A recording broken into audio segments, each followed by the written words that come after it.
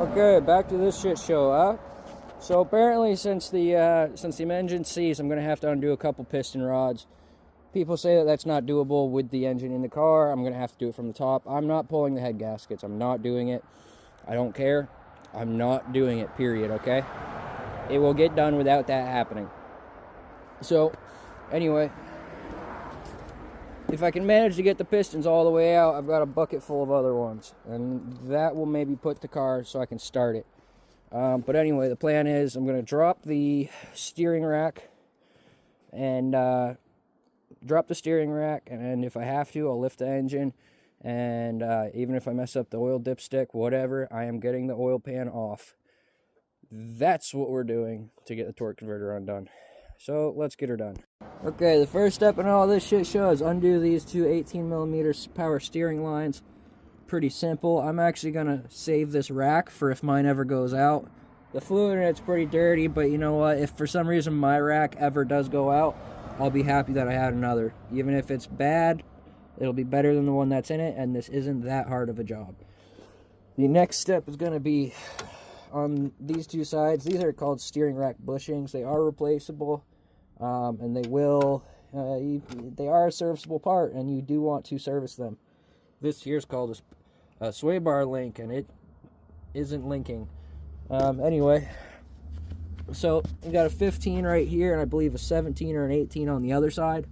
Gonna undo those, but first I'm gonna get that heim joint up there disassembled or detached from my steering wheel. At that point, proving my steering to be useless, I might as well just take off the tie rod ends, smack those down, take the steering rack out, keep it for later.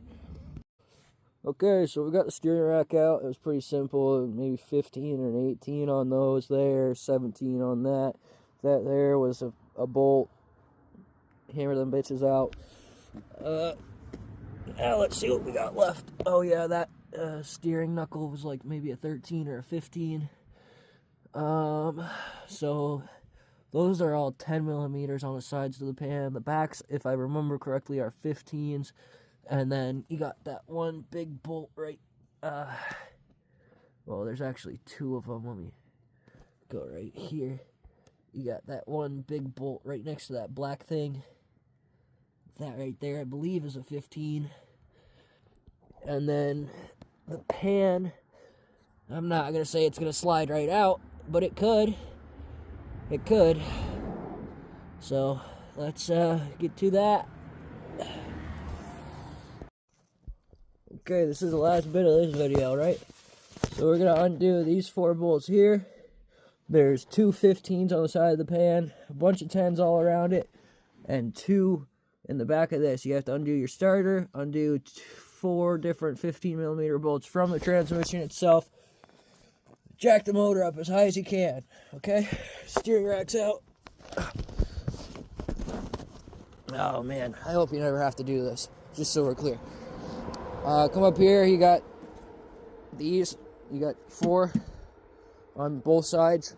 That will keep your engine from coming up high enough to get the pan out. Yeah, there's 2 on this side that are under a piece of plastic. Sorry for the shitty video quality. It's not exactly the warmest out right now. And after all that, the pan is out, and I also took my steering rack out. I like it. I'm keeping it. It is mine. And after all that, maybe just put the engine back. Nice. All right.